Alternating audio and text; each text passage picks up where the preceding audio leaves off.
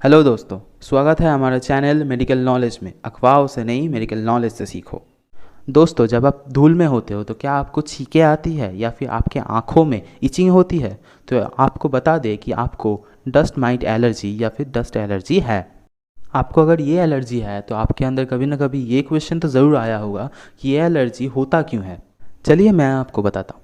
Dust allergy actually होता है dust might नाम के एक छोटे से बग यानी कीट से, जो कि स्पाइडर यानी मकड़ी की तरह होता भी है, दिखता भी है, और उसी की तरह एक आर्थ्रोपोड यानी कि एक संधिपदी भी है। तो प्रॉब्लम क्या है? इसे देखते ही मार देंगे, पर यहीं पे प्रॉब्लम है, आप उसे देख तक नहीं पाएंगे। ये बहुत ही यानी कि बहुत ही छोटा है, जिसे आप आपकी खुली आंखों से देख तक नहीं सकते।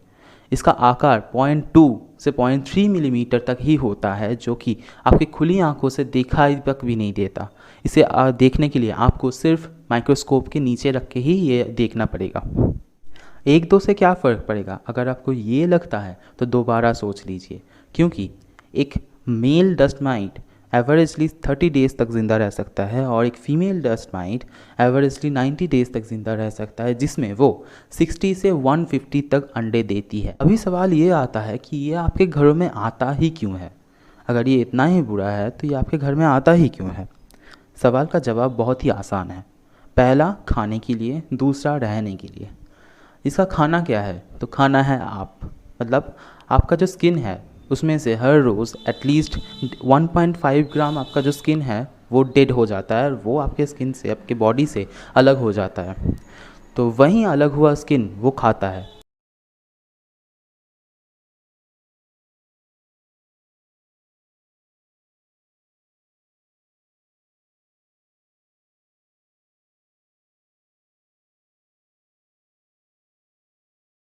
अब आती है रहने की बात। तो ऐसा दुनिया में कोई भी घर शायद नहीं होगा जहाँ पे डस्ट माइट नहीं होगा। डस्ट माइट ऑलमोस्ट हर एक घर में होता है। एक्चुअली डस्ट माइट क्या पसंद करता है? हॉट एंड ह्यूमिड क्लाइमेट, मतलब जहाँ पे ऊष्म ज़्यादा होगा और नमी ज़्यादा होगी, वहीं क्लाइमेट में डस्ट माइट वैसे भी रहना बहुत पसंद करता है। घर में जो जो जगह अच्छी तरह से साफ़ नहीं होता, धूल मिट्टी जमी रहती है या फिर प्रॉपरली क्लीन नहीं होता, वहाँ पे ये डस्ट माइट बहुत ही तेज़ी से ग्रो करते हैं। या ये यूजुअली रहते हैं आपके बिस्तर में, तकिए में, फर्नीचर्स में, कारपेट्स में, कार्टन्स में, टॉयज़ में, और सबसे ज़्यादा तो पाए जाते हैं स्टफ़ टॉयज़ में।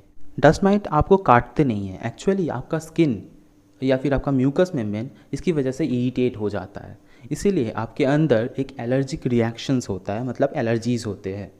ये एलर्जिक रिएक्शंस बहुत माइल्ड भी हो सकता है या फिर बहुत सीवियर भी हो सकता है। ये डिपेंड करता है आपके अंदर एलर्जिक रिएक्शन किस लेवल में होता है। अगर आपके अंदर माइल्ड एलर्जिक रिएक्शंस होंगे तो आपको छींक आ सकती है, आपका नाक जम सकता है, आपका नाक बह सकता है, आपको कफिंग हो सकती है यानी कि खांसी हो सकती है, आपकी आंखों से पानी आ सकता है, आपके आंखों में इचिंग हो सकती है, इवन आपकी स्किन में रैशेस हो सकती है, आपका स्किन में रेडनेस आ सकती है, इचिंग हो सकती है। अब आते हैं सीवियर एलर्जिक रिएक्शंस के ऊपर। सीवियर एलर्जिक रिएक्शंस में आपको एलर्जिक एस्मा हो सकती है। अब ये एलर्जिक एस्मा होती क्या है? ये एलर्जिक एस्मा एक्चुअली एक तरह का एस्मा होता है जो एलर्जी के कारण से होता है। तो यहाँ पे एलर्जिक एस्मा कैसे होता है? जब आपका थ्रोट इरिटेट होता है तो आपके थ्रोट के अंदर जो विंड पाइप है जिससे हवा आपके फेफड़ों तक यानी कि लंग्स तक जाती है, वो सिकुड़ जाता है। एज ए रिज़ल्ट क्या होता है कि आपको जितनी हवा चाहिए उतनी आपके लंग्स तक पहुंचती नहीं है। तो क्या होता है, आपको सांस लेने में तकलीफ होती है, आपके चेस्ट में पेन होता है। अभी सोचने वाली बात यह है कि कौन से लोगों में इसका इफ़ेक्ट सबसे ज़्यादा होगा, सबसे जल्दी होगा। तो मैं आपको दो बात बताना चाहूँगा। पहला तो बच्चों के ऊपर इसका इफ़ेक्ट बहुत ही जल्दी होता है और बहुत ही फास्ट होता है और बहुत ही सीवियर होता है। दूसरा, अगर आपके फैमिली में कोई हिस्ट्री है कि एलर्जी का, या फिर एलर्जी का ट्रेंड है कि जनरेशन वाइज हर एक को एलर्जिक रिएक्शन बहुत ही जल्दी होता है और बहुत ही हाई लेवल में होता है, सीवियर में होता है, तो आपको ये एलर्जिक रिएक्शंस बहुत ही जल्दी होगा, ज़्यादा होगा, और जिसका फेट भी बहुत ही ख़तरनाक हो सकता है। अब आते हैं इसके ट्रीटमेंट के ऊपर। तो यूजुअली जो माइल्ड रिएक्शंस होता है वो एक ओवर द काउंटर मेडिसिन, मतलब ओटीसी मेडिसिन, जिसके लिए आपको कोई प्रिस्क्रिप्शन की ज़रूरत नहीं होगा, उसी से ठीक हो जाता है। जो कि है एंटीहिस्टामिन। एक्चुअली एंटीहिस्टामिन हम क्यों देते हैं, आपकी बॉडी में जो एलर्जिक रिएक्शंस होते हैं उसके पीछे हिस्टामिन का काम होता है। तो अगर हम एंटीहिस्टामिन देंगे तो उसका काम बंद हो जाएगा और आपके ऊपर जो एलर्जिक रिएक्शंस हो रहे हैं वो भी बंद हो जाएंगे। पर एक्चुअली मैं एक बात आपको रिकमेंड करूँगा कि आप जब भी ये एंटीहिस्टामिन लेने जाएंगे ओवर द काउंटर, पहले आपके डॉक्टर के साथ आप कंसल्ट ज़रूर कर लें, क्योंकि उसी से आपको पता चलेगा कि एक्चुअल डोज कितना चाहिए आपके बॉडी को। ये आपका जो डोज है वो आपके वेट, आपके रिएक्शंस की सिविरिटी, इसके ऊपर डिपेंड करता है। अगर आपको एलर्जिक एस्मा टाइप कोई रिएक्शंस आ रहा है, सिम्टम्स आ रहा है, तो आपको डॉक्टर 2 मेडिसिन प्रिस्क्राइब कर सकते हैं। पहला तो डीकॉन्जेस्टेंट, जो आपके बॉडी में जो शॉर्टनेस ऑफ ब्रीदिंग हो रहा है तो उसे कम कर देगा। और दूसरा कि prescription medication for allergic reactions, जो आपको एक डॉक्टर प्रिस्क्राइब कर सकते हैं। यूजुअली ये नेज़ल कॉर्टिकोस्टेरॉल होता है। तो ये दोनों मेडिसिन ही डॉक्टर का प्रिस्क्रिप्शन मेडिसिन है। विदाउट प्रिस्क्रिप्शन आपको ये खरीदना नहीं चाहिए। डस्ट एलर्जी का कॉज क्या है, उससे क्या क्या कॉम्प्लिकेशंस होंगे, उसे कैसे ट्रीट करें, ये सब तो समझ में आ गया। पर ये तो बताओ कि उस डस्ट एलर्जी को कैसे प्रिवेंट करें, कैसे हम इस डस्ट माइट को अपने घर से दूर रखें। इसका सीधा आंसर तो एक ही है, हाइजीन मेंटेन करना। पर अपने घर को ऐसे प्रॉपरली कैसे क्लीन रखें, कैसे हाइजीनिक रखें कि अपने घर में ये इस डस्ट माइट का ग्रोथ कम से कम हो पाए। तो इसके लिए मैं आपको कुछ टिप्स और कुछ प्रोडक्ट्स के बारे में बताऊंगा, जिसके यूज़ से आप अपने घर में डस्ट माइट का ग्रोथ ज़्यादा से ज़्यादा कम कर पाएंगे, अपने घर को ज़्यादा से ज़्यादा क्लीन रख पाएंगे। फर्स्ट टिप, तो पहले तो आपके घर को कबाड़ खाना नहीं बनाना है, क्योंकि आपके घर में जितना ज़्यादा फ्री स्पेस रहेगा उतना ही ज़्यादा एयर का फ्लो हो पाएगा। एयर के फ्लो से क्या होता है कि ह्यूमिडिटी रिमूव हो जाता है। तो क्या होगा, ह्यूमिडिटी का परसेंटेज आपके घर में 50% से कम हो जाएगा, और 50% से कम में ज़्यादातर डस्ट माइट रह नहीं पाते। तो इसके वजह से आपका घर बहुत ही ज़्यादा हाइजीन और क्लीन रह पाएगा। दूसरा टिप, आपको अपने घर में ज़्यादा से ज़्यादा सनलाइट को आने देना है। अगर आपके घर में सनलाइट प्रॉपर तरीके से आएगा तो आपके घर का ह्यूमिडिटी 50 से कम ही रहेगा।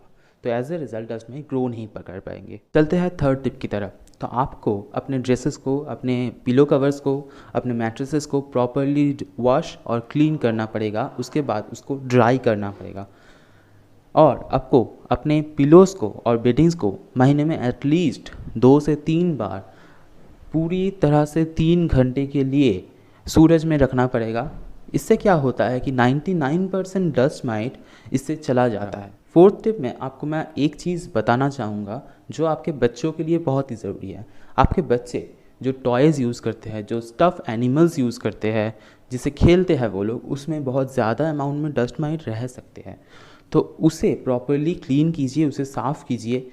चलते हैं कुछ प्रोडक्ट्स की तरफ जो आपको अपने घर में ज़रूर इस्तेमाल करना चाहिए अगर आप अपने घर को डस्ट माइट प्रूफ बनाना चाहते हैं। पहला तो फ्लोर क्लीनर। एक प्रॉपर डिसइंफेक्टेंट सॉल्यूशन से अपना फ्लोर क्लीन कीजिए। यूजुअली घर में डेटॉल, लाइजॉल ये सब चलते हैं। दूसरा है एक टॉयलेट क्लीनर।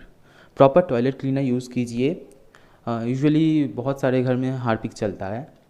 थर्ड, एक proper dust might proof pillow cover और मैट्रेस यूज़ कीजिए। कुछ का रेंज बहुत ज़्यादा होता है, उतने बड़े रेंज की तरफ मत जाइए।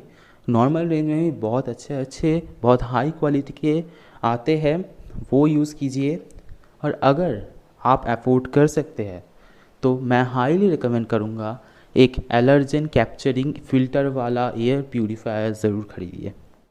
अगर आपको हमारा ये वीडियो अच्छा लगा हो तो इसे लाइक कर दीजिए, और अगर आप इस चैनल में नए हैं तो इसे सब्सक्राइब कर दीजिए। कमेंट करके ज़रूर बताएं कि इस वीडियो से आपको क्या क्या फ़ायदा पहुंचा, आपने कैसे अपने घर को हाइजीनिक रखा, क्लीन रखा, डस्ट माइट प्रूफ रखा, और अपने इम्यूनिटी को, अपने हेल्थ को कैसे बूस्ट अप किया। मिलते हैं अगले वीडियो में, तब तक के लिए खुश रहिए, खुशियाँ बांटते रहिए।